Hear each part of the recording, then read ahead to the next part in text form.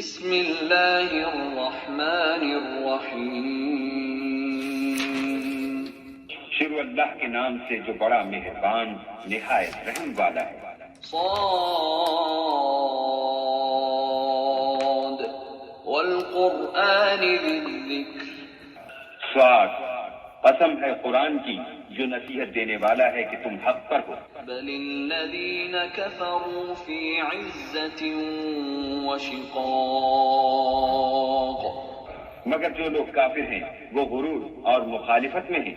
کم اہلکنا من قبلہم من قرن فنادوا ولا تحین مناص ہم نے ان سے پہلے بہت سی امتوں کو ہلاک کر دیا تو وہ عذاب کے وقت لگے فریاد کرنے اور وہ رہائی کا وقت نہیں تھا۔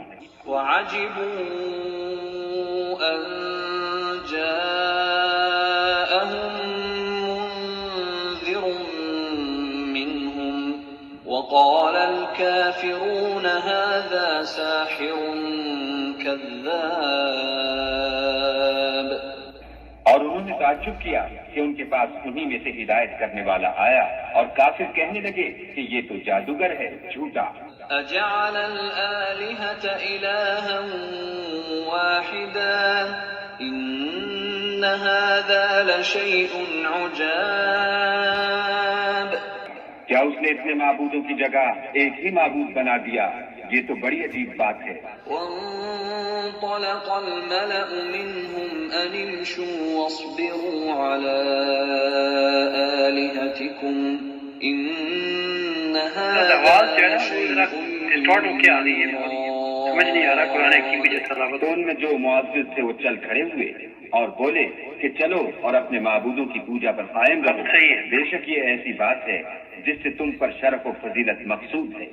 ما سمعنا بهذا في الملة الآخرة إن هذا إلا اختلاق یہ پچھلے مذہب میں ہم نے کبھی سنی ہی نہیں، یہ بالکل بنائی ہوئی بات ہے۔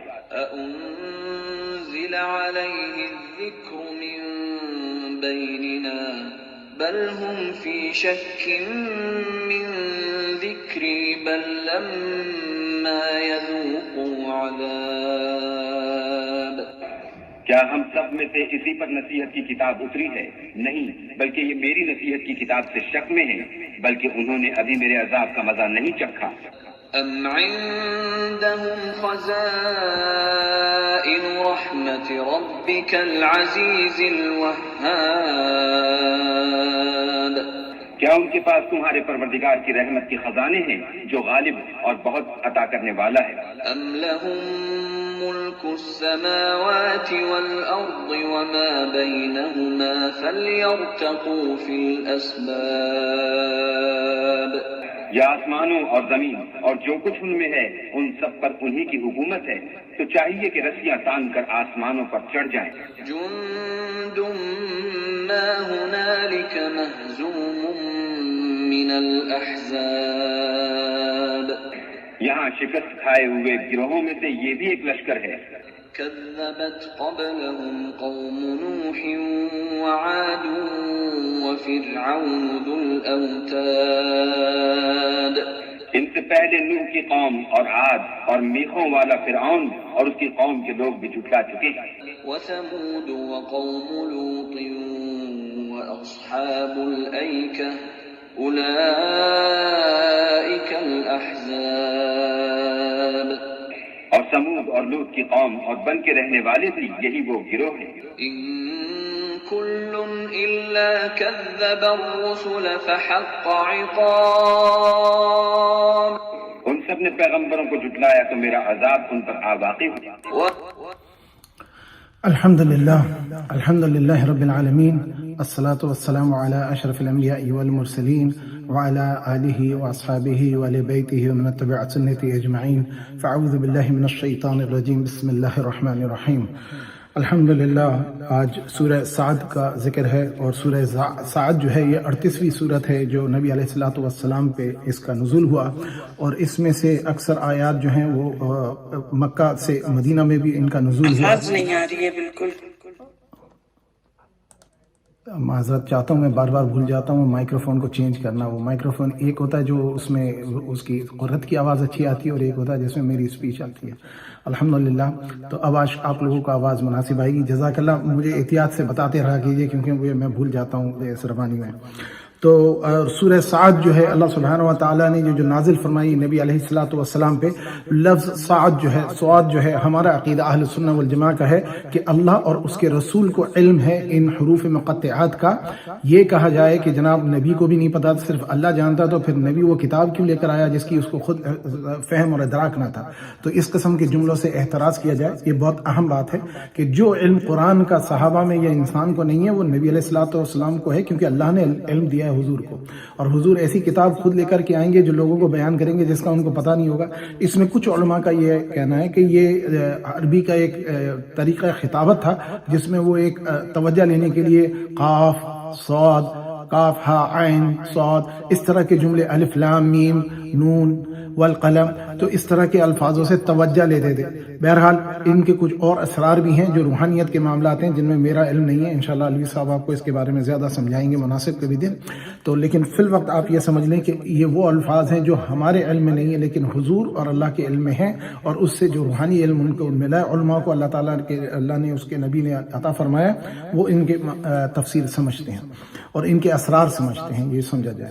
پھر اس کے بعد اللہ سبحانہ تعالیٰ نے قسم کھائی ہے. دیکھیے اب کلام کا انداز بدلتا جا رہا ہے. ہم نے پچھلی شروع کی آیات میں اللہ اور رسول کا ذکر ہوا، توحید کا ذکر ہوا، اب قرآن کا ذکر ہو رہا ہے کہ لوگ یہ شک کرتے تھے اور یہ کہتے تھے کہ نعوذ باللہ. ایک تو بہت بڑا یہ 14 آیتیں جو ہم نے سنی ہیں اس وقت، ان میں پہلا الزام یہ تھا کہ جناب نعوذ باللہ اللہ کا وجود توحید پہ ہے ہی نہیں. یعنی وہ پریشان ہوتے تھے، وہ کہتے تھے کہ یہ اتنے سارے خداؤں کی جگہ یہ ایک خدا کہاں سے لے آیا.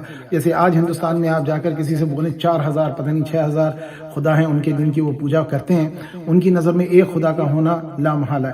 تو اسی طرح سے یورپ میں اس وقت جبکہ گریک تو جن کو کہا جاتا ہے، یونانیوں میں، آپ کے ایرانیوں میں، اور آپ کے کیا کہلاتا ہے رومیوں میں، اور یونان، روم، ہندوستان، تمام دنیا میں شرک تھا اور ایک سے زیادہ خدا تھے. ہر چیز کا ایک خدا تھا. ان کے لیے یہ عقیدہ کہ جناب یوں تو کہتے ہیں، اس آیت میں آیا ہے کہ جیسے وہ کہتے ہیں یہ کون سا آدمی آ گیا جو ہمیں ایک خدا کی بات بتا رہا ہے. ہمارے تو تصور ہی نہیں ہے. ہم نے تو جتنے آگے پیچھے لوگ ہمارے گزرے ہیں، جو ہمارے جان پہچان کے باہر کے ادھر ادھر کے ممالک ہیں، ہمارے ارد گرد کے قومیں ہیں، اور ہم سے پچھلی والی قومیں جن میں وہ عیسائیوں کی طرف اشارہ کرتے کہ وہ بھی تثلیث کا عقیدہ رکھتے تھے. تو نہ عیسائی رکھتے ہیں، یہودی وہاں کے جو تھے وہ حضرت عزیر کو خدا کا بیٹا مانتے تھے، وہ بھی توحید پہ نہیں تھے. تو ان کا کہنا یہ کہ یہ ایک عجیب محمد صلی اللہ علیہ وآلہ وسلم جو تشریف لائے ہیں، یہ ایک عجیب توحید کا ذکر کرتے ہیں کہ ایک ہی خدا ہے سب کا. تو یہ ایک ان کا مسئلہ یہ تھا. تو اس کی اس میں نفی کی گئی ہے کہ اللہ سبحانہ و تعالیٰ نے فرمایا کہ اللہ سبحانہ و تعالیٰ خالق ہیں اور رب ہیں، خدا ہیں، اور ان کے ساتھ یہ نبی جو ہیں ان کو جھوٹا کہا گیا اور ان کو جادوگر کہا گیا.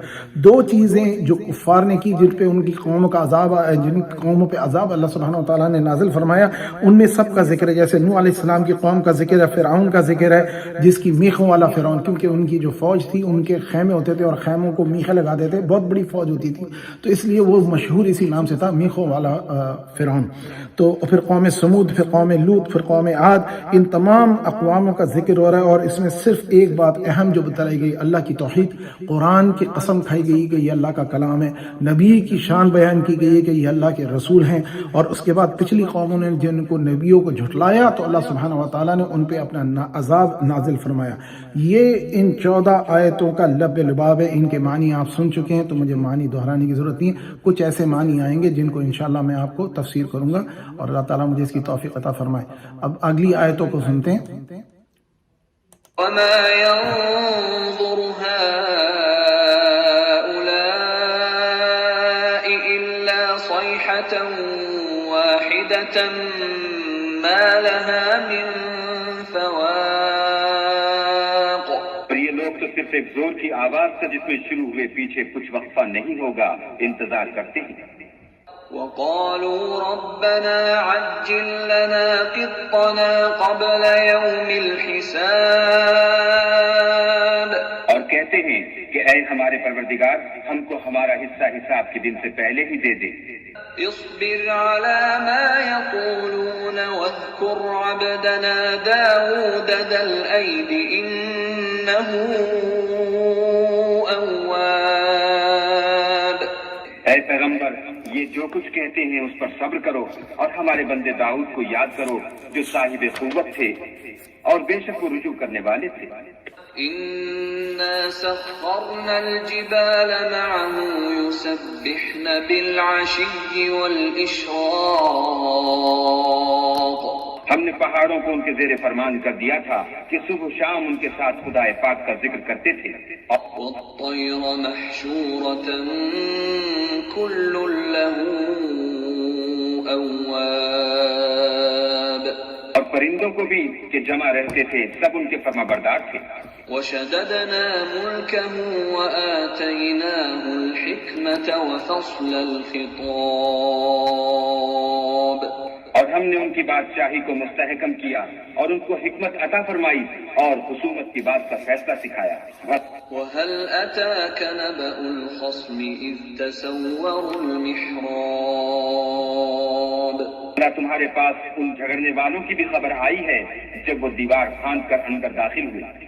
إذ دخلوا على داود ففزع منهم قالوا لا تخف خصمان بغى بعضنا على بعض فاحكم بيننا بالحق ولا تشطط واهدنا إلى سواء الصراط.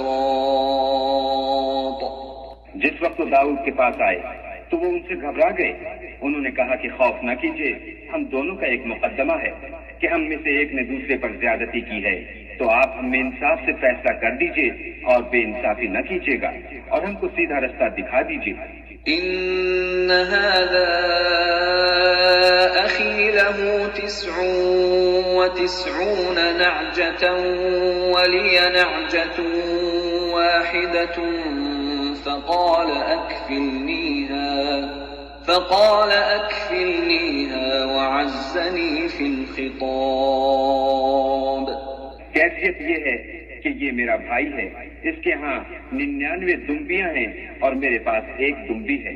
یہ کہتا ہے کہ یہ بھی میرے حوالے کر دے اور گفتگو میں مجھ پر زبردستی کرتا ہے.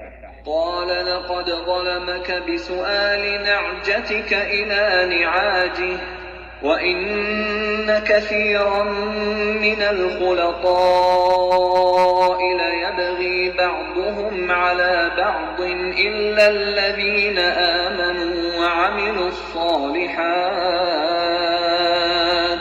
وَقَلِيلٌ مَّا هُمْ.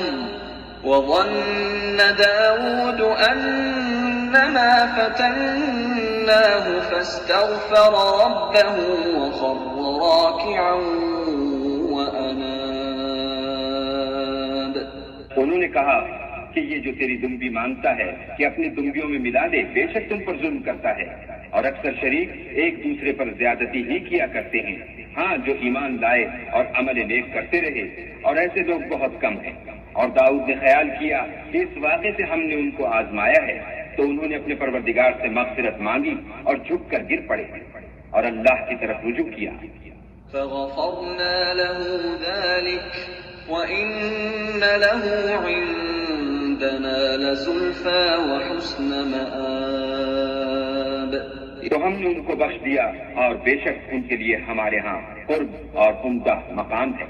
يا داود إنا جعلناك خليفة في الأرض فاحكم بين الناس بالحق ولا تتبع الهوى فيضلك عن سبيل الله. إن الذين يضلون عن سبيل الله لهم عذاب شديد بما نسوا يوم الحساب. اے داؤد، ہم نے تم کو زمین میں بادشاہ بنایا ہے، تو لوگوں میں انصاف کے فیصلے کیا کرو اور خواہش کی پیروی نہ کرنا کہ وہ تمہیں اللہ کے رستے سے بھٹکا دے گی. جو لوگ اللہ کے رستے سے بھٹکتے ہیں ان کے لیے سخت عذاب تیار ہے کہ انہوں نے حساب کے دن کو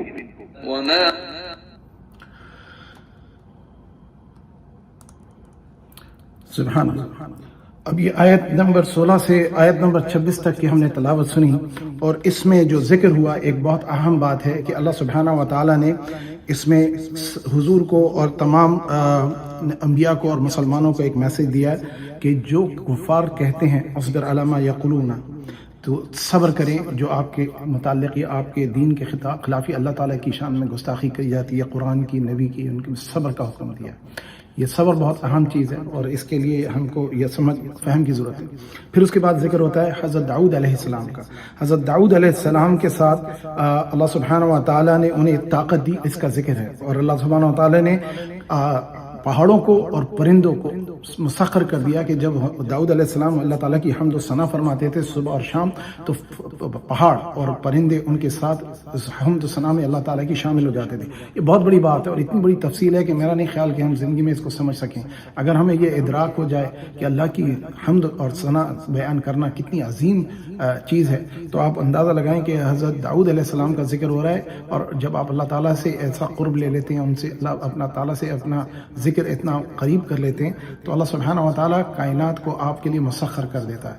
اور اس مثال سے وہ حدیث بھی آتی ہے کہ جب بندہ فرض ادا کر کے نفلوں پہ اپنی توجہ کرتا ہے اور وہ اتنی نفل پڑھتا ہے کہ وہ اللہ کا مقرب بندہ ہو جاتا ہے، اور پھر اللہ سبحانہ و تعالیٰ اس کی ہاتھ اور آنکھ اور کان بن جاتے ہیں، جن سے وہ دیکھتا ہے، جن سے وہ بولتا ہے، جن سے وہ چلتا ہے، جن سے وہ عمل کرتا ہے۔ تو یہ کیفیت کا بیان ہو رہا ہے، اور نبیوں کو اللہ تعالیٰ نے ان کو حضرت داؤد علیہ السلام کا یہ معجزہ بیان فرمایا ہے۔ اور پھر اس کے بعد فرمایا کہ جب وہ جو پرندے، جب حضرت داؤد علیہ السلام ذکر فرماتے تھے، جب ذکر شروع کرتے تھے، تو پرندے جو گزر رہے ہوتے تھے وہاں سے وہ رک جاتے تھے، وہ ہوا میں معلق ہو جاتے تھے، اور وہ حضرت داؤد علیہ السلام کے ساتھ اللہ تعالیٰ کی حمد و ثنا فرماتے تھے، کل لہ اواب، اور یہ سب فرما بردار تھے۔ پھر فرمایا وشددنا ملکہ آتینا الحکم والفصل الخطاب، اور ہم نے ان کو حکمت عطا فرمائی، ان کو ایک بہت طاقتور حکومت عطا فرمائی، اور ان کو فصل عربی میں فیصلے کو کہتے ہیں، الخطاب یعنی بات کو، خطاب کو فیصلہ فرماتے تھے، یعنی ان کے پاس جو معاملات آتے تھے۔ اب اس کے بعد ایک ذکر آتا ہے کہ جب دو آدمی جھگڑ رہے تھے اور وہ دیوار پھاند کر کے حضرت داؤد علیہ السلام کی اس محراب میں آ گئے جہاں آپ شام کو عبادت فرماتے تھے۔ بڑی تفصیلات موجود ہیں اس کے بارے میں، لیکن بہت ساری اسرائیلیات ہیں، اور اس میں ہمارے پاس جو علم ہے اس کے مطابق ہم کرتے ہیں۔ حضرت داؤد علیہ السلام کا ایک ذکر ایسا بیان کیا گیا ہے کہ حضرت داؤد علیہ السلام کی جو کچھ حدیثوں سے ریفرنس ملا، میں ان کو ایک اجماعی طور پہ آپ کے نظر میں پیش کرتا ہوں تاکہ آپ بات کو سمجھ لیں۔ اسلامی طریقے فطر اور سوچ میں یہ ہے کہ حضرت داؤد علیہ السلام کی 99 زوجہ تھی، اور ان کو ایک خاتون پسند آئی جس کو انہوں نے سمجھا کہ یہ میری اگر بیوی بن جائیں گی تو یہ ملکہ بننے کے لائق ہیں، اور ان کے اندر وہ حکمت اور خوبصورتی اور مطلب تدبر ہے کہ یہ شخصیت جو ہے یہ ملکہ بننے کے قابل ہے۔ تو انہوں نے اس کا ارادہ کیا، جبکہ اللہ سبحانہ تعالیٰ نے ان کو اور بھی ازواج دی تھی، اور اس ارادے کی وجہ سے اللہ سبحانہ تعالیٰ نے ان کو آزمایا، اور آزمانے کا طریقہ جس طرح سے بیان کیا، مجھے لگتا ہے علماء کرام نے یہ 99 ازواج کا ذکر کیوں کیا ہے کہ ایک دو بھائی آئے، ان میں سے بھائی وہ دینی بھی ہو سکتے، کاروباری بھی ہو سکتے تھے، مذہبی ہو سکتے تھے، وہ تجارتی بھی بھائی ہو سکتے، تو وہ کود کر کے ان کی اس علاقے میں آ گئے جہاں اس محراب کے اس علاقے میں، اس حصے میں آ گئے جہاں داؤد علیہ السلام اپنی عبادت فرمایا کرتے تھے۔ تو انہوں نے کہا کہ ایک ان میں سے کہنے لگا کہ یہ میرا بھائی ہے، اس کی 99 بھیڑیں ہیں اور میرے پاس ایک ہی بھیڑ بچی ہے، اور یہ کہتا ہے مجھے وہ بھی دے دو، اور پھر یہ مجھ پہ قبضہ کرتا ہے اور مجھ پہ سے تیز کلام کرتا ہے، قدرت کلام بھی رکھتا ہے اور طاقت بھی رکھتا ہے، تو میں اس کے سامنے کمزور ہوں۔ تو اس امتحان سے جو حضرت داؤد علیہ السلام کو گزارا گیا، تو اللہ تعالیٰ ان کی کچھ تعلیم فرمانا چاہتے تھے۔ اب ذکر یہ بھی ہے کہ کچھ کہتے ہیں وہ دو فرشتے تھے اللہ تعالیٰ نے بھیجے تھے، کچھ کہتے ہیں کہ ان کی قوم کے لوگ تھے۔ بہرحال بات کا مقصود یہ تھا کہ حضرت داؤد علیہ السلام کو آزمانا تھا کہ تمہارے پاس جب کثرت میں مال موجود ہو تو تم کمزور کو مال کو چھینو نہیں، اور تم اس کی اور کی خواہش مت کرو، اور تم عدل و انصاف قائم رکھو۔ تو حضرت داؤد علیہ السلام نے جب ان کی شکایت سنی تو انہوں نے کمزور کی شکایت سنی، جو طاقتور تھا اس نے کچھ کہا نہیں تھا، آپ نے فیصلہ فرمانا شروع کر دیا۔ ایک فکر یہ ہے، لیکن انبیاء علیہ السلام کو اللہ کی ہدایت ہوتی ہے، وہ عدل کرتے ہیں، وہ غیر عادل نہیں ہو سکتے۔ تو یہ تفسیر جو ہے یہ میرا خیال ہے اس کو ایکسیپٹ نہیں کیا جائے گا۔ بات یہ ہے کہ انہوں نے ایک چیز کی خواہش کی تھی، انہوں نے چاہا تھا کہ ان کی 100 بیویاں ہو جائیں، یا جو خاتون جنہوں نے ان کو اس کی طرف ارادہ فرمایا تھا۔ اسرائیلیات میں تو یہ ہے کہ جناب ان کے ایک جرنل کی بیوی تھی جس پہ ان کی نظر پڑی اور وہ اس پہ فریفتہ ہو گئے اور انہوں نے خواہش کی کہ اس عورت کو اپنے حرم میں لے لیں، اور انہوں نے اس آدمی کو فرن میں بھیج دیا اور وہ جنگ میں شہید و قتل ہو گیا۔ اور انہوں نے الزام، یہ اسرائیلیات میں یہ ہے کہ ان پہ الزام ہے کہ انہوں نے اس عورت کے شوہر کو، اپنے رفیق کو قتل کرا دیا۔ یہ نبیوں کی شان نہیں ہے، ہمارے حساب سے یہ غلط ہے۔ ہمارے حساب سے یہ بات ہے کہ انہوں نے ایسی خواہش کی ہوگی کسی چیز کی کہ ان میں سے یہی ہوگا کہ انہوں نے سوچا ہوگا کوئی خاتون جو ان کو پسند آئی ہو، جو واقعات سے بنتا ہے، لیکن یہ بھی بات ہو سکتی ہے انہوں نے کسی اور چیز کی خواہش کی ہو، جو کہ اللہ سبحانہ تعالیٰ نے ان کو یہ سمجھانا چاہا کہ تم عدل کرو، صرف خواہشات پہ نہ رہو، اور اس کا انہوں نے احساس کیا اور وہ سجدے میں گر گئے۔ اور اس آیت سجدہ پہ آپ کو سجدہ کرنا پڑے گا کیونکہ نبی علیہ الصلوۃ والسلام نے اس پہ سجدہ فرمایا۔ اور پھر اس کے بعد انہوں نے ایک اس میں خطاب میں یہ بات فرمائی کہ لوگ عموماً اپنے کاروبار میں ایک دو شرکا جو ہوتے ہیں وہ ایک دوسرے کے ساتھ زیادتی کرتے ہیں، تو ہمارے لیے اس میں میسج یہ ہے کہ ایک تو لالچ نہیں کریں، حسد نہیں کریں، دوسرا عدل کریں اور اپنی خواہشات کو قابو میں رکھیں۔ ہر چیز کی خواہش کرنا آدمی کے لیے اچھا نہیں ہوتا، کچھ خواہشیں ایسی ہوتی ہیں جو انسان کے لیے نقصان دہ ہوتی ہیں۔ تو وہ انہوں نے استغفار کیا، وہ خر راکعا واناب، تو یہ آیت سجدہ ہے، یہ آیت نمبر 24 ہے جس میں یہ ذکر ہے۔ پھر اللہ سبحانہ تعالیٰ فرماتے ہیں فغفرنا لہ ذالک، پھر ہم نے اس کی مغفرت کر دی، یعنی اللہ سبحانہ تعالیٰ نے ان کو اس بات پہ رجوع کرنے پہ، نبی داؤد علیہ السلام پہ۔ اور قرآن میں دیکھیے ان کی فضیلت یہ ہے کہ یہ دو شخص ہیں جن کا ذکر ہے، جن کو خلیفہ کہا گیا، ایک ہے آدم علیہ السلام، دوسرے داؤد علیہ السلام، ان کا لقب بھی ہے خلیفۃ اللہ۔ تو یہ پھر اس کے بعد انہوں نے فرمایا وَإِنَّ لَهُ عِندَنَا لَزُلْفَىٰ وَحُسْنَ مَآبٍ، اور ان کو اللہ تعالیٰ نے درجات دیے اور پھر اس کے بعد ان کو خلیفہ بنایا، وَجَعَلْنَاكَ خَلِيفَةً فِي الْأَرْضِ فَاحْكُم بَيْنَ النَّاسِ بِالْحَقِّ وَلَا تَتَّبِعْ أَهْوَاءَ۔ اب دیکھیے اس میں یہ ذکر آ گیا کہ آپ لوگوں کے درمیان فیصلہ کریں حق کے ساتھ اور اپنے احوا، اپنی سوچوں کی اور خواہشوں کی اتباع نہ کریں، فَيُضِلِّكَ عَن سَبِيلِ اللَّهِ، تو جو کہ آپ کو بہکا نہ دے اللہ کی راہ سے۔ دیکھیے انبیاؤں کو بھی اللہ سبحانہ تعالیٰ ایسا ذکر فرما رہے ہیں، تو مسلمان کو ان چیزوں سے سبق لینا چاہیے۔ ہمارے لیے انبیاء کا ذکر اسی لیے کہ ہم اس سے سبق حاصل کریں۔ ان الذین یضلون عن سبیل اللہ لهم عذاب شدید بما نسوا یوم الحساب، تو جنہوں نے اپنی دلالت کے راستے اختیار کیے ان کو اللہ سبحانہ تعالیٰ کا عذاب ہوگا اور ان کو یوم حساب میں اس کا حساب کتاب دینا پڑے گا۔ پھر فرمایا اگلی آیت میں اللہ سبحانہ تعالیٰ فرماتے ہیں، اس کو ہم پھر اب سنتے ہیں اگلی آیات کو۔ خلقنا السماء والأرض وما بينهما باطلا ذلك ظن الذين كفروا فويل للذين كفروا من النار۔ اور ہم نے آسمان اور زمین کو اور جو کائنات ان میں ہے اس کو خالی از مصلحت نہیں پیدا کیا، یہ ان کا گمان ہے جو کافر ہیں، سو کافروں کے لیے دوزخ کا عذاب ہے۔ نجعل الذين آمنوا وعملوا الصالحات كالمفسدين في الأرض أم نجعل المتقين كالفجار۔ جو لوگ ایمان لائے اور عمل نیک کرتے رہے، کیا ان کو ہم ان کی طرح کر دیں گے جو ملک میں فساد کرتے ہیں، یا پرہیزگاروں کو بدکاروں کی طرح کر دیں گے؟ کتاب انزلناه إليك مبارك ليدبروا آياته وليتذكر أولو الألباب۔ یہ کتاب جو ہم نے تم پر نازل کی ہے بابرکت ہے تاکہ لوگ اس کی آیتوں میں غور کریں اور تاکہ اہل عقل نصیحت پکڑیں۔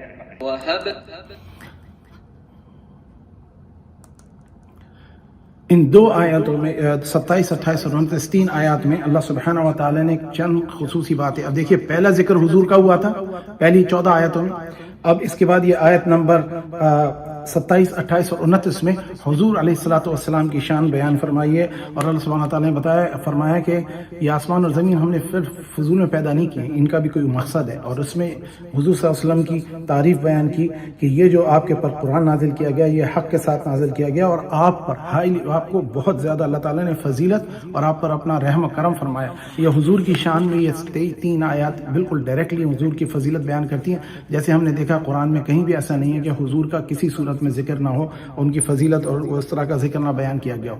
اب آنے والی آیات کی میں ایسی تشریح آپ سے پہلے کر دیتا ہوں تاکہ سمجھ میں بات آ جائے۔ اس کے بعد ذکر ہے اللہ سبحانہ و تعالیٰ نے فرماتے ہیں ہم نے داؤد علیہ السلام کو سلیمان علیہ السلام دیے، اور وہ بہت ہی نیک بندے تھے اور بہت ہی اللہ تعالیٰ کی طرف رجوع کرنے والے تھے۔ اب حضرت داؤد علیہ السلام کا اللہ تعالیٰ نے امتحان لیا بھیڑوں والے معاملے سے۔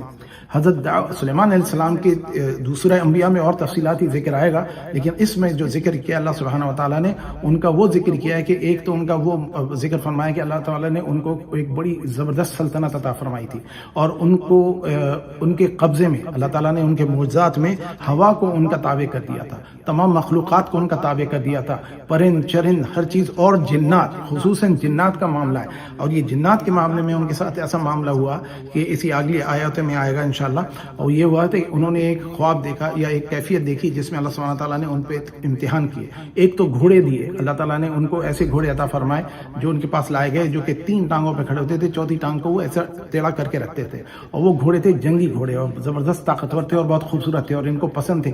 تو آپ نے ان کی گردنوں کو ربط کیا، ان کے اوپر جیسے کرتے مسلتے ہیں، اور پھر ان کے رانوں کو اور ان کے پیٹ کے حصے کو مسلا، اور ان کی دوڑ دیکھنے لگے تو ان کی جو تھا کام میں وہ اتنے مشغول ہو گئے کہ وہ ان کا جو اللہ کا ذکر کرنے کا وقت تھا وہ بھول گئے۔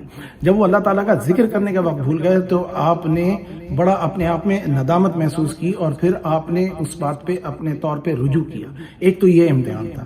دوسرا اس سے ہمارے لیے میسج یہ ہے کہ اللہ کے ذکر کو کسی حالت میں نہ بھولیں۔ نبیوں پر بھی یہ کیفیت آئی کہ مصروفیت سے وہ اللہ تعالیٰ کے ذکر، تو یہ ذکر وہ ہے جو نمازوں کے علاوہ ہے، یہ نفل ذکر کا بیان ہو رہا ہے۔ تو فرائض تو انبیاء کبھی نہیں بھولتے، تو یہ نفل اور یہ ذکر جو ہے، جیسے ہمارے یہاں محفل ہوتی ہے مسجد میں ذکر کی، یہ اسی طرح کے اذکار ہیں جو خفی اور جلی دونوں طرح سے ہوتے ہیں، یعنی خاموشی سے دل کے اذکار ہوتے ہیں، جہری بھی ہوتے ہیں جن کو زور سے پڑھا جاتا ہے۔ ہمارے یہاں آپ نے دیکھا ہو اکثر لوگ تسبیحیں پڑھتے ہیں، تو ہمارے لیے یہ سبحان اللہ والحمد للہ ولا الہ الا اللہ واللہ اکبر ولا حول ولا قوۃ الا باللہ العلی العظیم، کلمہ شہادت کا پڑھنا، ایک کلمہ پڑھنا بہت بڑی فضیلت ہے، اس میں اللہ کی توحید اور حضور کی رسالت ہے، اور صلی اللہ علیہ وسلم پڑھنے سے حضور پہ صلوات جاتے ہیں، جس کی بڑی فضیلت ہے، جس کا ہم ذکر کئی بار کر چکے ہیں۔ پھر اللہ سبحانہ و تعالیٰ فرماتے ہیں کہ انہوں نے حضرت داؤد علیہ السلام کے ساتھ ایک اور امتحان کیا، اور اس میں ان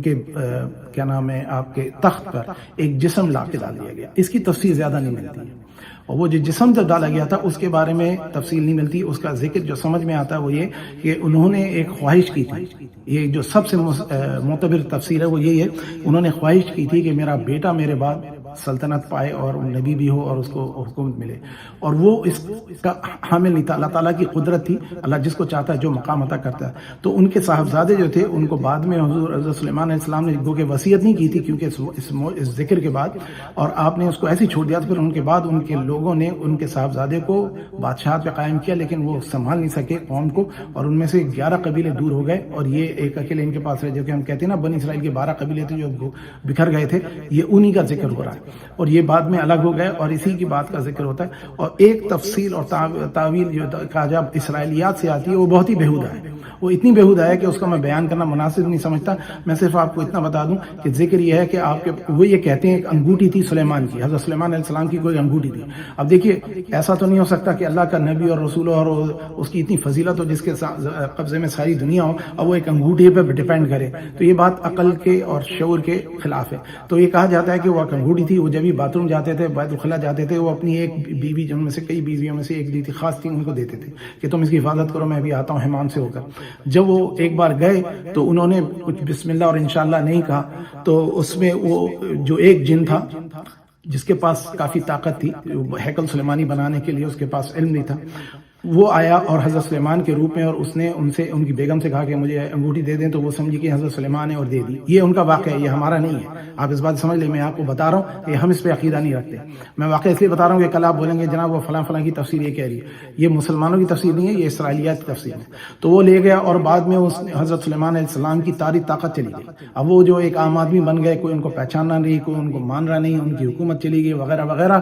18 سال وہ ایسے رہے، اور پھر وہ ایک بار نوکری ڈھونڈنے کہیں ساحل پہ گئے، ساحل سمندر پہ جب وہ گئے تو وہاں پہ وہ ایک مچھلی کے پیٹ سے وہ انگوٹھی مل گئی۔ یہ ساری کہانیاں ہیں۔ پھر کہا جاتا ہے کہ جناب حضرت سلیمان جب واپس حمام سے آئے تو انہوں نے اس جگہ پہ، وہ تخت پہ جب وہ بیٹھ گیا، ان کے وہ جن ان کی شکل بنا کر، تو وہ اس کے ارد گرد انہوں نے بیٹھ کر کے توریت پڑھنا شروع کی، اور اس سے وہ بھاگا، اور بھاگتے ہوئے اس نے انگوٹھی پھینک دی، اور انگوٹھی ایک مچھلی کے پیٹ میں گئی۔ انہوں نے جا کے نوکری کری، وہ انگوٹھی مچھلی کے پیٹ سے یہ کھانے لگے، تو وہ پیٹ میں انہوں نے کاٹا تو وہ نکل کے آ گئی، انہوں نے پہن لیا، پھر ساری کائنات یہ جادوئی کہانیاں کی طرح کی بات ہے۔ بہرحال اس پہ مسلمانوں کا عقیدہ نہیں ہے، ہمارا عقیدہ اسی پہ ہے کہ ان کو اس طرح سے اللہ تعالیٰ نے آزمایا تھا کہ وہ جسد جو تھا وہ ایسا تھا۔ پھر ایک بہت ہی بیہودہ، اس سے بھی زیادہ بیہودہ ہے کہ وہ ان کی 600 بیویاں تھیں، پتہ نہیں 199 یا 100 بیویاں تھیں، 70 یا 90 کی بیویاں تھیں، اور انہوں نے خواہش کی کہ میں ان سے ایک بیٹا پیدا کروں اور اللہ ایک فوج بناؤں گا مسلمانوں کی، مومنین کی. اور وہ جب انہوں نے اس میں انشاءاللہ نہیں کہا تو جب وہ اپنی بیویوں سے انہوں نے تعلق قائم کیا، جو کہ ناممکن ہے کہ ایک دن میں 70 بیویوں سے یا 90 بیویوں سے تعلق قائم کرتے، اور وہ اس کے بعد ان کا ایک ہی بیوی سے جو بیٹا ہوا وہ ناقص جسم ہوا، وہ جو تھا وہ تخت پہ پھینکا گیا. یہ تعویل ہے.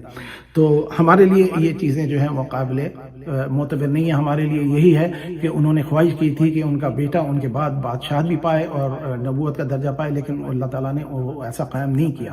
تو اس کو ہم یہیں پہ اس کو لے کر کے روکتے ہیں، اور اللہ سبحانہ و تعالیٰ ہم کو ہدایت عطا فرمائے. اور اس کو آپ سنیے، اس میں جو چیز رہ گئی میں انشاءاللہ اس کے بعد بیان کروں گا. اب سنیے اگلی آیت 30 سے. لداود سلیمان نعم العبد انه اواب. اور ہم نے داؤد کو سلیمان عطا کیے، بہت خوب بندے تھے اور وہ اللہ کی طرف رجوع کرنے والے تھے. اذ عرض عليه بالعشي الصافنات الجياد جب ان کے سامنے شام کو خاصے کے گھوڑے پیش کیے گئے، قال انی احببت حب الخير عن ذکر ربی حتى توارت بالحجاب. تو کہنے لگے کہ میں نے اپنے پروردگار کی یاد سے غافل ہو کر مال کی محبت اختیار کی، یہاں تک کہ آفتاب پردے میں چھپ گیا. دوها علی فطفق مسحا بالسوق والاعناق. بولے کہ ان کو میرے پاس واپس لاؤ، پھر ان کی ٹانگوں اور گردنوں پر ہاتھ پھیرنے لگے. وَلَقَدْ فَتَنَّا سُلَيْمَانَ وَأَلْقَيْنَا عَلَى كُرْسِيِّهِ جَسَدًا ثُمَّ أَنَابَ. اور ہم نے سلیمان کی آزمائش کی اور ان کے تخت پر ایک دھڑ ڈال دیا، پھر انہوں نے اللہ کی طرف رجوع کیا. قَالَ رَبِّ اغْفِرْ لِي وَهَبْ لِي مُلْكًا لَا يَنبَغِي لِأَحَدٍ مِّن بَعْدِي إِنَّكَ أَنتَ الْوَهَّابُ. اور دعا کی کہ اے پروردگار مجھے مغفرت کر اور مجھ کو ایسی بادشاہی عطا کر کہ میرے بعد کسی کو شایع نہ ہو، بے شک تو بڑا عطا فرمانے والا ہے. فسخرنا له الريح تجري بأمره رخاء حيث أصاب. پھر ہم نے ہوا کو ان کے زیر فرمان کر دیا کہ جہاں وہ پہنچنا چاہتے ان کے حکم سے نرم نرم چلنے لگتی. والشياطين كل بناء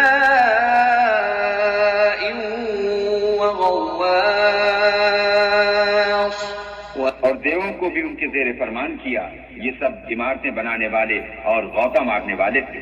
آخرين مقرنين في الأصفاد. اور اوروں کو بھی جو زنجیروں میں جکڑے ہوئے تھے.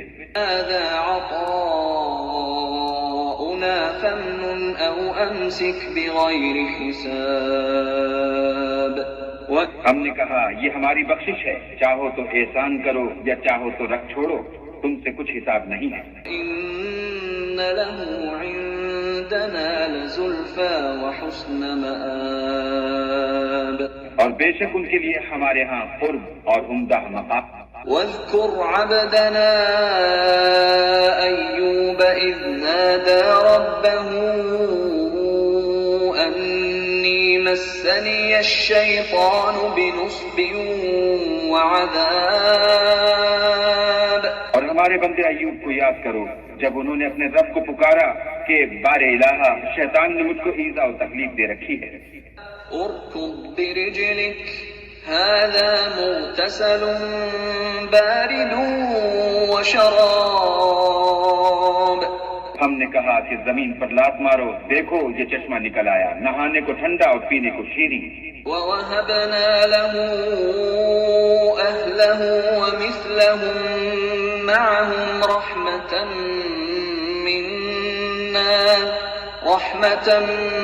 منا وذكرى لأولي الألباب. اور ہم نے ان کو اہل و عیال اور ان کے ساتھ ان کے برابر اور بخشے، یہ ہماری طرف سے رحمت اور عقل والوں کے لیے نصیحت تھی۔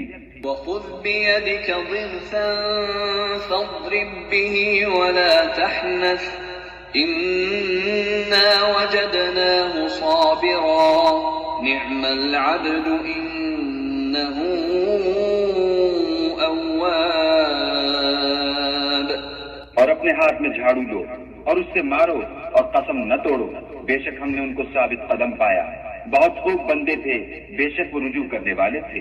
واذكر عبادنا إبراهيم وإسحاق ويعقوب أولي الأيدي والأبصار۔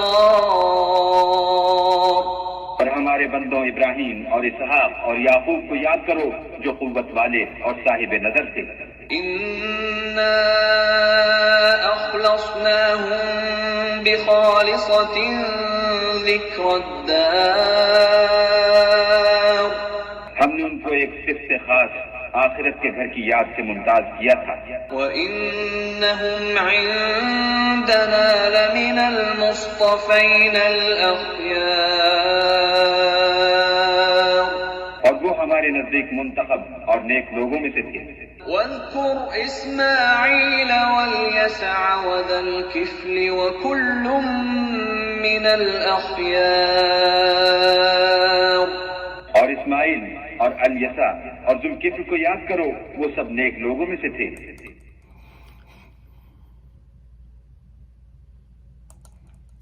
سبحان اللہ، اللہ اکبر۔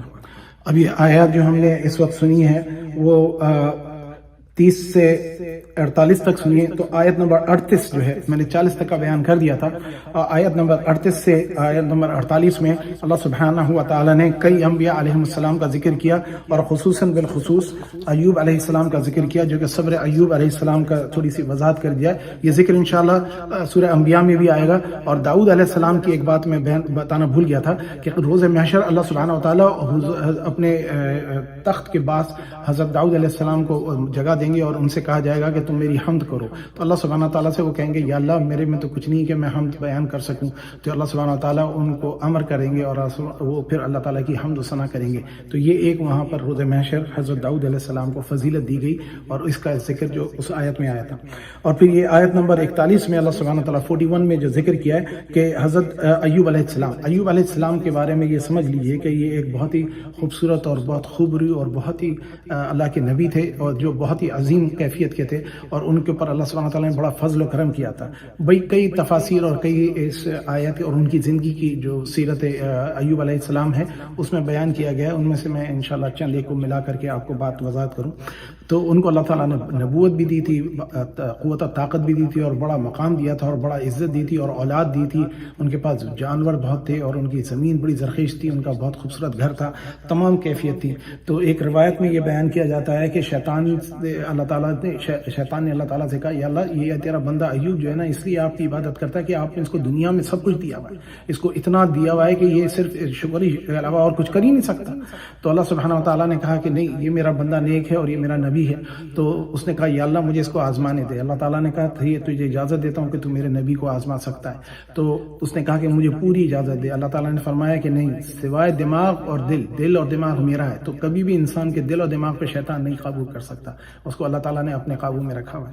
تو ان کے اوپر پھر آزمائشیں آئیں، ان کی کھیتی برباد ہو گئی، ان کی جائیداد برباد ہو گئی، وہ بالکل غربت میں آ گئے، ان کے جانور مر گئے، وبائی بیماریاں پھیل گئیں۔ یہ ان کا امتحان تھا۔ حضرت علی کا قول ہے کہ جب تم پر کوئی آزمائش آئے، اگر تم دین سے قریب ہو جاؤ، اللہ سے قریب ہو جاؤ، تو اس کا مطلب امتحان ہے، اور اللہ سے دور ہو جاؤ اور کفر پہ آ جاؤ تو یہ اللہ تعالیٰ کا عذاب ہے، کیونکہ وہ تمہارے کو اس میں فردر مبتلا فرما رہا ہے۔ تو بہرحال حضرت ایوب علیہ السلام صبر فرماتے رہے، آپ کی تمام چیزیں ضائع ہو گئیں، اولاد مر گئی، جوان خوبصورت اور بچے بچیاں سب مر گئے، بہت ساری اولادیں تھیں، صرف ان کی ایک زوجہ اور وہ زندہ بچی۔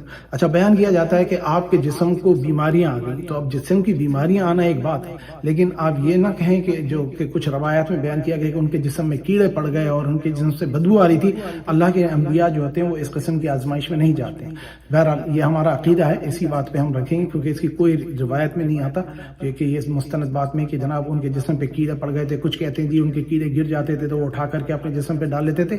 یہ بالکل ان کی شان کے خلاف ہے. انبیاء علیہ السلام ان کے اجسام خوبصورت اور خوبرو ہوتے ہیں. اللہ تعالیٰ ان کی حفاظت فرماتا ہے اور ان کو بہترین انسانوں میں سے بناتا ہے. یہ امتحان ہمارے ذکر کے لیے کہ ہم پر جب کبھی بیماری آئے, ہم پر جب کبھی مالی اور جانی آزمائش آئے تو ہم بھی صبر کریں اور اللہ تعالیٰ سے صبر کی دعا کریں اور اللہ تعالیٰ سے اس آزمائش کو ختم کرنے کی دعا کریں, نہ کہ اللہ تعالیٰ کے خلاف یا نعوذ باللہ کفر بکنے لگ جائیں, جو عموماً کفر کرتے ہیں لوگ. تو بہرحال کہا جاتا ہے کہ یہ 18 سال, کچھ کہتے ہیں روایتوں میں 8 سال یہ کیفیت ان پہ جاری رہی, اور ان کے پاس پھر لوگوں نے یہ بھی کہنے لگے کہ یہ اس قسم کا بری کیفیت ہو گئی, جس کا مطلب ہے ضرور انہوں نے کوئی برا کام کیا ہوا, اللہ تعالیٰ نے ان کو عذاب میں مبتلا کیا. اس پہ آپ نے فرمایا کہ میں تو لوگوں کے جب جھگڑا دیتا ہوں, دیکھتا ہوں اور کوئی مسئلہ مسائل دیتا ہوں تو میں ان کی مدد کرتا ہوں, اللہ تعالیٰ سے دعا کرتا ہوں کہ ان کے درمیان میں محبت اور اخوت پیدا کر دے, ان کے جھگڑے کو ختم فرما دے. تو مجھے تو ایسا کچھ سمجھ نہیں آتا. پھر کہا جاتا ہے کہ آپ کی جائیداد گئی تو آپ کا گھر بھی گیا, پھر آپ ایک جگہ تنہائی میں چلے گئے, پھر جسم بیمار ہوا, آپ کی زوجہ محترمہ جو تھیں وہ آپ کے لیے کام کرتی تھی, پھر آپ کا خیال بھی کرتی تھی, پھر کچھ کمائی کر کے مزدوری کر کے لاتی تھی. یہ روایات میں ہے, اللہ عالم کیسی کیفیت تھی. تو ایک بار ایک روایت میں میں نے جو پڑھا ان کی قصص الانبیاء میں, کہ ایک بار جب وہ بہت ہی زیادہ ڈیسپریٹ اور بیمار ہو گئے اور تھک گئے تو آپ سے برداشت نہیں ہوئی, تو آپ نے اس وقت آپ کی بیوی جب جا رہی تھی ان کے لیے کچھ کھانا لینے, تو راستے میں ایک بہت ہی خوبصورت شکل میں شیطان ان کے سامنے ظاہر ہوا, اور وہ کہنے لگا کہ انہوں نے دیکھا بڑا نورانی چہرہ ہے, تو اس نے کہا کہ تم بڑی پریشان لگ رہی ہو بیوی, کیا بات ہے؟ تو انہوں نے بتایا میری مسئلہ یہ ہے, کیونکہ ابھی یہ تکلیف تھی شوہر کی. تو انہوں نے کہا کہ اس آدمی نے جو شیطان تھا بڑی روحانی شکل میں آیا تھا کہ میں اگر ایک بتاؤں, ایک بار تمہارا شوہر اللہ تعالیٰ کو کہہ دے کہ یہ اللہ تعالیٰ سے میں انکار کرتا ہوں, یہ اللہ تعالیٰ نے مجھ پر اس طرح کی مجھے مطلب چھوڑ دیا, تو میں یہ وعدہ کرتا ہوں کہ یہ بالکل سارے معاملات سدھر جائیں گے. تو وہ سمجھ نہیں سکی اس کو, وہ آئیں دوڑی اور کہنے لگی کہ ایسا ایسا کر لو, ایک بار اللہ تعالیٰ کی مطلب نعوذ باللہ شان میں کوئی بے ادبی کر دو, یعنی کہ اللہ تعالیٰ نے مجھ پہ اس طرح کا کیا, یا میں اللہ تعالیٰ کو نہیں مانتا, کچھ ایسی بات. تو آپ نے اس وقت کہا کہ تم میری نظر سے دور ہو جاؤ, اور میں جب اگر صحت مند ہوں گا, جب میں تم کو 100 کوڑے ماروں گا, 100 ڈنڈیاں ماروں گا, جیسی بیتیں ماروں گا. تو وہ گھبرا گئی اور انہوں نے ان کو کہا اب تم بھی مجھ سے دور ہو جاؤ. تو وہ جب جانے لگی روتے ہوئے, تو اس وقت پھر انہوں نے یہ دعا پڑھی, رب انی مسنی الضر انک سمیع الدعاء. یہ سورہ انبیاء میں آئے گا. تو آپ نے جب یہ دعا پڑھی تو اللہ سبحانہ و تعالیٰ نے آپ کو حکم فرمایا کہ اپنی ایڑی مارو. جب انہوں نے اپنی ایڑی زمین پہ ماری تو چشمہ نکلا. اللہ سبحانہ و تعالیٰ نے کہا دوسری ایڑی مارو, دوسری ایڑی ماری تو پھر چشمہ نکلا, اور آپ نے فرمایا اس کو پیو اور اس سے نہاؤ. جیسے ہی آپ نے اس پانی کو پیا, اندرونی ساری بیماری سے شفا ہو گئی, اور آپ نے جب پانی میں غسل کیا تو اس وقت آپ کی کیفیت خوبصورت ہو گئی اور جسم دوبارہ صحیح ہو گیا. اور اس وقت اللہ تعالیٰ کی رحمت جو نازل ہونا شروع ہوئی تو آپ نے اپنے کپڑے لے کر کے اس کو سمیٹنا شروع کیا. تو اللہ تعالیٰ نے فرمایا ایوب یہ کیا کر رہے ہو؟ کہنے لگے یا اللہ میں صحت مند ہوگی لیکن تیری رحمت سے دور تو نہیں ہوں. تو اللہ کی رحمت جب بھی آئے, جیسی بھی آئے, یعنی شکور, عبدن شکور ہونا چاہیے, اس کا شکر ادا کرنا چاہیے, یہ اللہ تعالیٰ کو بہت محبوب ہے. پھر آپ کی زوجہ واپس آئیں تو دیکھو دور چلی گئی تھی, پھر خیال آیا کہ پتہ نہیں یہ کیسے رہیں گے. وہ واپس آئیں تو دیکھا کہ وہاں پہ ایک بہت خوبصورت نوجوان سا آدمی بس ملتا جلتا شکل کا بیٹھا. تو کہنے لگی کہ ان سے پوچھنے لگی کہ یہاں پہ میرے شوہر تھے, بیمار آدمی تھے, وہ کہاں گئے؟ تو آپ مسکرائے اور کہنے لگے کہ یہ میں ہی تو ہوں. تو انہوں نے کہا اچھا آپ ہیں؟ وہ یقین نہیں آیا. بہرحال انہوں نے اپنا یقین دلا دیا. اس کے بعد ان کو اللہ سبحانہ و تعالیٰ نے دوبارہ سے, وہ ان کے ایک روایت میں یہ ہے ان کے جو بچے جن مر گئے تھے, جن کا انتقال ہو گیا تھا, ان بچوں کو دوبارہ زندہ کیا اور اولادیں بھی دیں, جانور, روزی, رزق, ان کی کھیتی باڑی, ان کی گھر, ان کی دولت. کہتے ہیں کہ 2 گھر تھے, ان میں سونا برستا تھا ان کے گھروں میں. تو اللہ تعالیٰ نے ان کو یہ تمام چیزیں عطا فرمائی. پھر اس میں یہ ذکر ہے کہ وَاذْكُرْ إِسْمَاعِيلَ وَالْيَسَعَ وَذُو الْكِفْلِ وَكُلُّهُم مِّنَ الْأَخْيَارِ. اب دیکھیے اللہ تعالیٰ کہتا ہے یاد کرو, ان کا ذکر کرو, ان انبیاء کا ذکر, انبیاء کا, اولیاء علیہ السلام کا. ذوالکفل کے بارے میں کہا جاتا ہے یہ اولیاء اللہ ہیں. قرآن میں حکم ہے کہ ان کا ذکر کرو, اولیاء اللہ کا ذکر کرنے میں فضیلت ہے. یہ رجب کا مہینہ اپنے خواجہ معین الدین چشتی رحمۃ اللہ علیہ, اللہ کے بڑے ولی اور بڑے, ان کی وجہ سے ہندوستان میں بڑے صغیر میں اسلام آیا. ہمیں ان کو یاد رکھنا چاہیے. کچھ لوگ کہتے ہیں جی یہ جو کنڈے جن کو کہا جاتا ہے حضرت امام جعفر کی فاتحہ, یہ ان کے لیے ایصال ثواب کی دعائیں ہیں. آپ وہ کریں, کھلائیں نہ کھلائیں, لیکن آپ ان چیزوں کو بدعت اور شرک اور کفر میں نہ لے جائیں. اللہ سبحانہ تعالیٰ سب کو ہدایت فرمائے. فرمائیں۔ اب آنے والا ذکر جو ہو رہا ہے اس میں اللہ سبحانہ و تعالیٰ جنتیوں کا اور جہنمیوں کا بتا رہے ہیں معاملہ، اور یہ بات آپ سمجھ لیے کہ جنت والے جس طرح کی کیفیت میں ہوں گے یہ ان آیات سے پتہ لگے گا۔ ہمیشہ قرآن میں جب کبھی جنت کا ذکر آتا ہے تو ساتھ میں جہنم کا بھی ذکر آتا ہے، اور جب جہنم کا ذکر آتا ہے اس کے بعد جنت کا ذکر آتا ہے، اور پھر اس کے بعد آنے والی آیات میں جو آئے گا ذکر وہ حضرت آدم علیہ السلام کی تخلیق کا ذکر آئے گا، اور اس وقت شیطان نے جو عمل کیا تھا اس کا ذکر آئے گا۔ پھر حضور علیہ السلام کی نبوت اور رسالت کا ذکر آئے گا کہ آپ کے علم کے بارے میں کہ حضور علیہ السلام پہ جب یہ چیزیں واضح ہوئیں، میں یہ آیت ان کی میں آپ کو تفسیر ابھی بتا دیتا ہوں۔ حضور علیہ السلام سے پوچھا اللہ تعالیٰ نے کہ آپ کو پتہ ہے کہ یہ عالم بالا ملائے اعلیٰ میں جو جھگڑا ہو رہا ہے وہ کیا ہے؟ تو حضور نے فرمایا میرے پاس اس کا علم نہیں ہے۔ حدیث میں ایک روایت آتی ہے کہ حضور علیہ السلام ایک دن فجر کی نماز میں دیر سے تشریف لائے اور آپ نے آ کر کے مختصر فجر کی نماز پڑھائی، اور صحابہ سے کہا ٹھہر جاؤ میں تمہیں کچھ بتانا چاہتا ہوں۔ تو آپ نے پھر فرمایا کہ رات کو میں اپنے رب سے ملا، بہت خوبصورت میرا رب ہے اور بہت خوبصورت کیفیت میں ملا۔ میرے رب نے مجھ سے سوال کیا کہ تم جانتے ہو کہ ملائے اعلیٰ میں کیا بحث اور کس بات پہ الجھ رہے ہیں؟ آپ نے فرمایا کہ یا اللہ میرے پاس علم نہیں ہے۔ تو حضور نے فرمایا یہ حدیث ہے کہ اللہ تعالیٰ نے دونوں بین قدبین، دونوں کندھوں کے درمیان اپنا ہاتھ رکھا اور اس سے میرے جسم میں ٹھنڈک محسوس ہوئی اور تمام غیب مجھ پہ واضح ہو گئے۔ تو علم غیب اللہ سبحانہ و تعالیٰ نے حضور کو عطا فرمایا، اور ان آیات کی روشنی میں آپ اس بات کو سمجھ لیں۔ لوگ کہتے ہیں حضور کے پاس علم غیب نہیں تھا، یہ جھوٹ بولتے ہیں، یہ بہتان ہے۔ ہمارے نبی کی وقار اور عزت پہ یہ الزام ہے، اور نبی کی شان کو کم کرنا یعنی کہ آپ جانتے ہیں کہ نبی کا علم کتنا تھا، یعنی آپ کو اپنے علم کا تو پتہ نہیں، آپ نبی کے علم کو کر رہے ہیں۔ یہ بہت بڑا گناہ ہے کہ نبی کو جھوٹ بولنا، کہ نبی پہ جھوٹا الزام لگانا کہ ان کے پاس علم غیب نہیں تھا۔ یہ ایسی باتیں کرنا، میں آپ کو بحث میں نہیں جانا چاہتا، لیکن اس بات کا خیال رکھیں کہ سنیں جس کو سنیں وہ صحیح آدمی سنیں، ہر ایک کو نہیں سننا چاہیے۔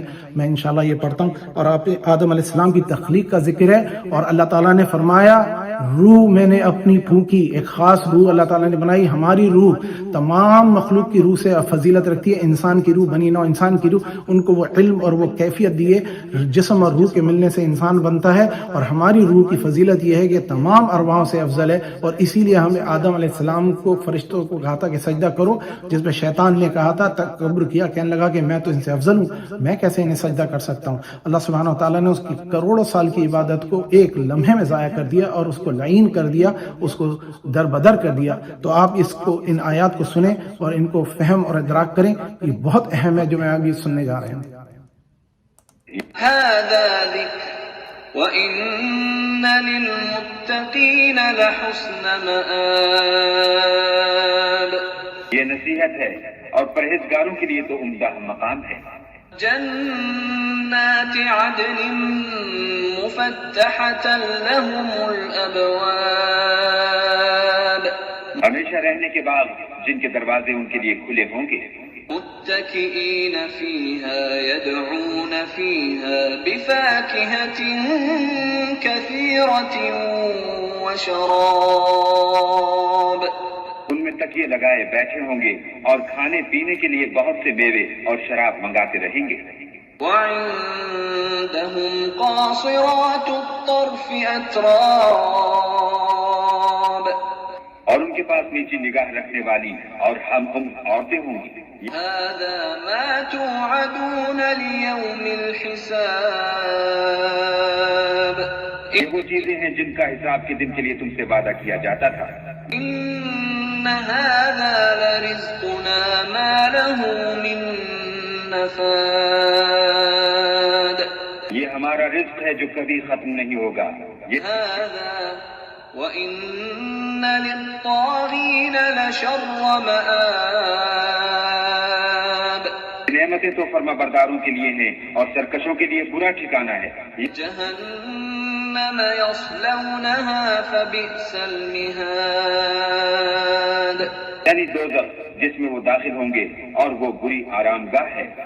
هذا فليذوقوه حميم وغساق، یہ کھولتا ہوا گرم پانی اور پیپ ہے، اب اس کے مزے چکھیں۔ اور وآخر من شكله أزواج، اسی طرح کے اور بہت سے عذاب ہوں گے۔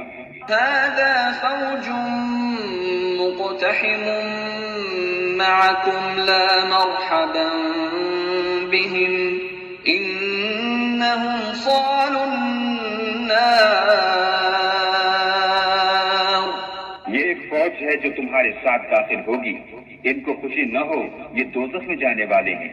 قالوا بل أنتم لا مرحبا بكم أنتم قدمتموه لنا فبئس القرار.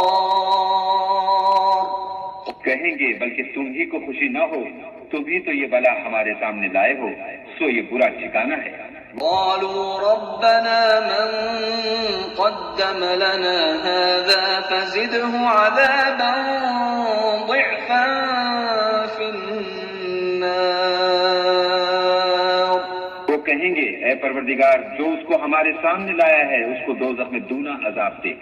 وقالوا ما لنا لا نرى رجالا كنا نعدهم من الأشرار. اور کہیں گے کیا سبب ہے کہ یہاں ہم ان شخصوں کو نہیں دیکھتے جن کو بروں میں شمار کرتے تھے. اتخذناهم سخريا أم زاغت عنهم الأبصار. کیا ہم نے ان سے ٹھٹھا کیا ہے یا ہماری آنکھیں ان کی طرف سے پھر گئی ہیں؟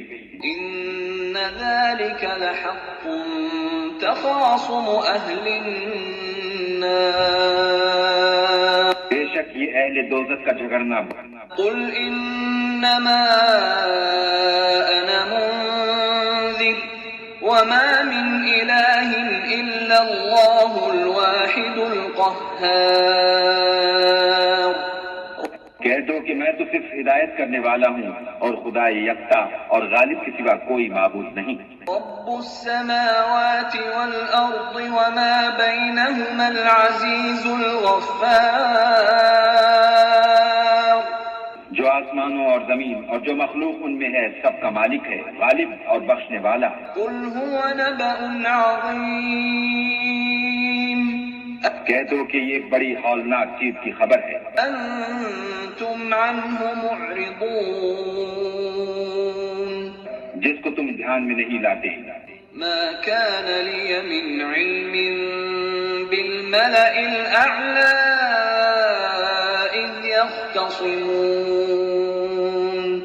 مجھ کو اوپر کی مجلس والوں کا جب وہ جھگڑتے تھے کچھ بھی علم نہ تھا. إن يوحى إلي إلا أنما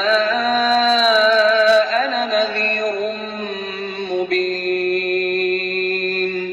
میری طرف تو یہی وحی کی جاتی ہے کہ میں کھلم کھلا ہدایت کرنے والا ہوں. إذ قال ربك للملائكة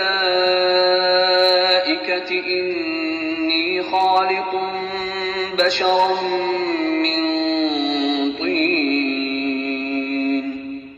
جب تمہارے پروردگار نے فرشتوں سے کہا کہ میں مٹی سے انسان بنانے والا ہوں. فإذا سويته ونفخت فيه من روحي فقعوا له ساجدين. جب اس کو درست کر لوں اور اس میں اپنی روح پھونک دوں تو اس کے آگے سجدے میں گر پڑنا. فسجد الملائكة كلهم أجمعون. تو تمام فرشتوں نے سجدہ کیا إلا إبليس استكبر وكان من الكافرين. مگر شیطان اکڑ بیٹھا اور کافروں میں ہو گیا. قال يا إبليس ما منعك أن تسجد لما خلقت بيدي أستكبرت أم كنت من العالين. اللہ نے فرمایا کہ اے ابلیس جس شخص کو میں نے اپنے ہاتھوں سے بنایا اس کے آگے سجدہ کرنے سے تجھے کس چیز نے منع کیا؟ کیا تو غرور میں آ گیا یا اونچے درجے والوں میں تھا؟ قال أنا خير منه خلقتني من نار وخلقته من طين. بولا کہ میں اس سے بہتر ہوں کہ تو نے مجھ کو آگ سے پیدا کیا اور اسے مٹی سے بنایا. قال فاخرج منها فإنك رجيم. کہا یہاں سے نکل جا تو مردود ہے. وإن عليك لعنتي إلى يوم الدين. اور تجھ پر قیامت قیامت کے دن تک میری لعنت پڑتی رہے گی۔ قال رب فأنظرني إلى يوم يبعثون کہنے لگا کہ میرے پروردگار مجھے اس روز تک کے لوگ اٹھائے جائیں مہلت دے۔ قال فإنك من المنظرين کہا تجھ کو مہلت دی جاتی ہے إلى يوم الوقت المعلوم اس روز تک جس کا وقت مقرر ہے۔ قال فبعزتك لأغوينهم أجمعين کہنے لگا کہ مجھے تیری عزت کی قسم میں ان سب کو بہکاتا رہوں گا إلا عبادك منهم المخلصين سوا ان کے جو تیرے خالص بندے ہیں۔ قال فالحق والحق أقول کہا سچ ہے اور میں بھی سچ کہتا ہوں۔ لأملأن جهنم منك وممن تبعك منهم أجمعين کہ میں تجھ سے اور جو ان میں سے تیری پیروی کریں گے سب سے جہنم کو بھر دوں گا۔ قل ما أسألكم عليه من أجر وما أنا من المتكلفين اے پیغمبر کہہ دو کہ میں تم سے اس کا صلہ نہیں مانگتا اور نہ میں بناوٹ کرنے والوں میں ہوں۔ إن هو إلا ذكر للعالمين یہ قرآن تو اہل عالم کے لیے نصیحت ہے۔ وَلَتَعْلَمُنَّ نَبَأَهُ بَعْدَ حِينٍ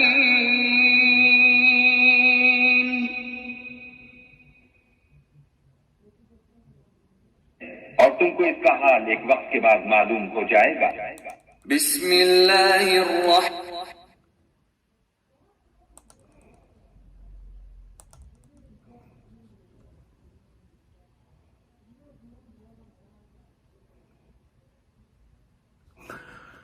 الرحمن سبحان اللہ، اللہ اکبر۔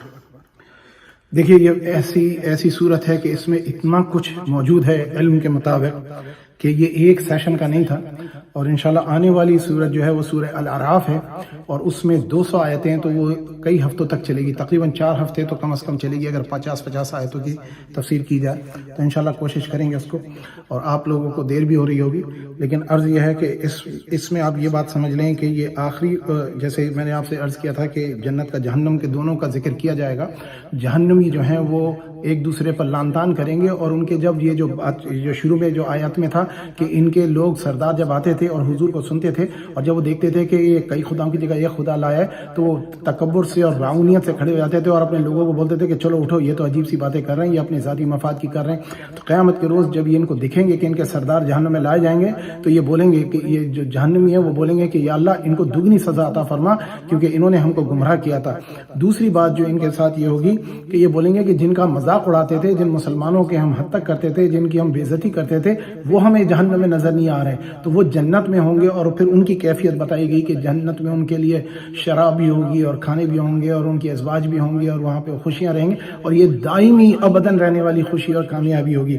پھر اس کے بعد اللہ سبحانہ وتعالیٰ نے حضور علیہ السلام کا وہ ذکر فرمایا کہ اللہ تعالیٰ فرما رہے ہیں حضور کی ذمہ داری ہے پیغام پہنچا دینا اور قیامت میں کفر سے ڈرانا، کہ جو کفر کرے گا، اللہ تعالیٰ کی نعمتوں کا انکار کرے گا، اس پہ عذاب الہی ہوگا اور وہ اس کے لیے احتیاط کرے، وہ ان کی ذمہ داری اتنی ہے۔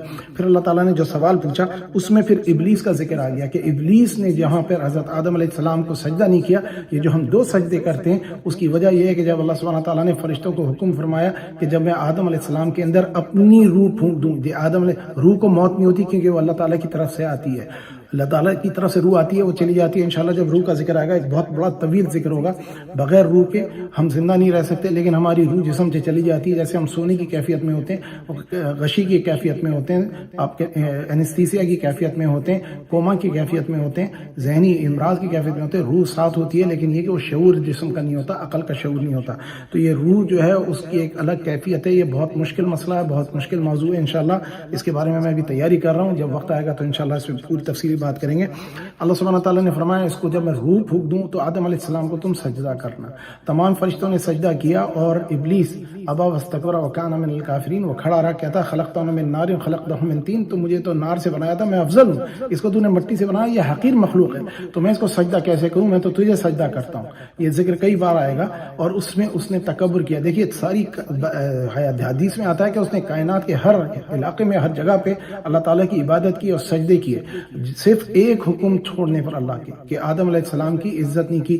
یہی ہے حضور علیہ السلام کی عزت نہ کرے، کوئی بڑے سے بڑا عالم ہو، بڑے سے بڑا عابد و زاہد ہو، حضور علیہ السلام کے معاملے میں زبان کو بند رکھنا آپ پر فرض ہے، اگر اپنی عاقبت ہم سنبھالنا چاہتے ہیں۔